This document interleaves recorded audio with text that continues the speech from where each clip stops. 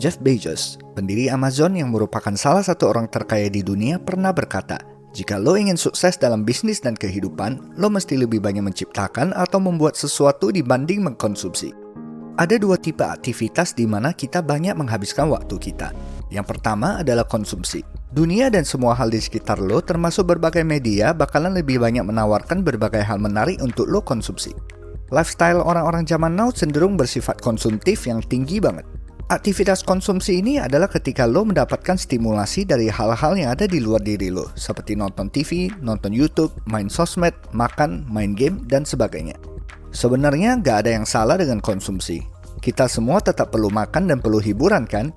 Yang jadi masalahnya adalah ketika kita cenderung terlalu banyak konsumsi dan hampir nggak pernah menyentuh tipe aktivitas kedua, yaitu kreasi. Kreasi itu suatu proses yang terjadi ketika lo mengambil sesuatu dari dalam diri lo dan mengekspresikannya keluar. Ada sesuatu yang lo hasilkan sebagai output atau hasil kreasi lo.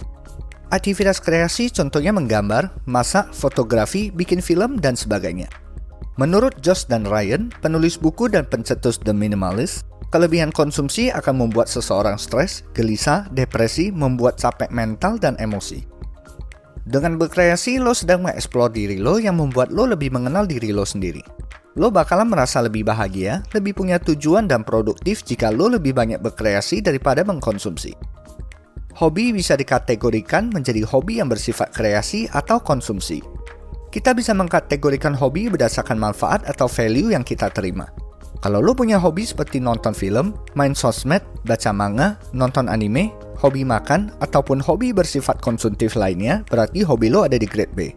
Kalau lo senang melukis, edit-edit foto atau desain, gambar, fotografi, tulis novel, bikin film pendek, programming, masak, jahit atau bikin baju, bikin manga, atau hobi lainnya yang menciptakan sesuatu, hobi lo ada di grade A. Hobi lain yang hasil kreasinya bukan bersifat fisik kayak ngedance atau main musik juga masih termasuk kegiatan bersifat kreasi atau produktif. Karena walau cuma sesaat, lo menarik keluar apa yang ada di dalam diri lo untuk mengekspresikannya menjadi permainan musik atau gerakan dance. Jadi ini juga di grade A. Hobi yang bersifat kreasi punya banyak manfaat positif. Salah satunya bisa menjadi solusi buat lo yang sedang berjuang melawan kecanduan atau mau menghilangkan kebiasaan buruk. Caranya dengan menjadikan hobi bersifat kreasi ini sebagai habit atau kebiasaan baru lo. Biar lo bisa berhasil menjadikan hobi ini sebagai habit baru, jangan lupa cek video kita. Nah, kalau lo punya hobi olahraga seperti nge-gym, bisa juga dikategorikan ke grade A karena menurut kami ada manfaat atau nilai tambah yang lo dapetin, yaitu bertambah sehat, bugar, penampilan lo makin fit, dan bikin lo tambah pede. Kalau grade S, sebenarnya gak jauh beda dengan grade A. Kalau hobi grade A lo berhasil lo upgrade sampai bisa menghasilkan value atau nilai tambah yang lebih tinggi lagi, hobi lo bakalan masuk grade S. Misalnya, lo hobi main musik dan lo bawa hobi lo itu ke next level dengan merekam permainan lo dan diupload ke YouTube atau platform lainnya sampai lo bisa dapetin penghasilan sebagai content creator. Itu nilai plus yang membuat hobi grade A lo naik level jadi grade S. Begitu pula dengan grade C. Hobi grade B lo bakal masuk grade C kalau sudah punya efek destruktif atau berpotensi merusak hidup lo. Umumnya ini termasuk semua hobi yang termasuk instant gratification atau gratifikasi instan dan membuat lo kecanduan seperti kecanduan main game, nonton film porno yang membuat lo kecanduan masturbasi atau ngedrugs. Kita udah pernah bahas instant gratification di video kita sebelumnya. Hobi bisa masuk ke gray area atau daerah abu-abu. Yang namanya manfaat atau value dari hobi itu sifatnya relatif dan subjektif. Sehingga dalam situasi tertentu grade ini nggak sepenuhnya bisa jadi patokan. Misalnya, kalau dengan hobi main game lo bisa membuat lo berhasil jadi game streamer atau content creator sukses yang membuat lo bisa punya penghasilan tinggi, hobi main game lo itu langsung bisa naik level ke grade A. Kenapa nggak grade S? Kembali lagi ke sifat kreasi dan konsumsi tadi.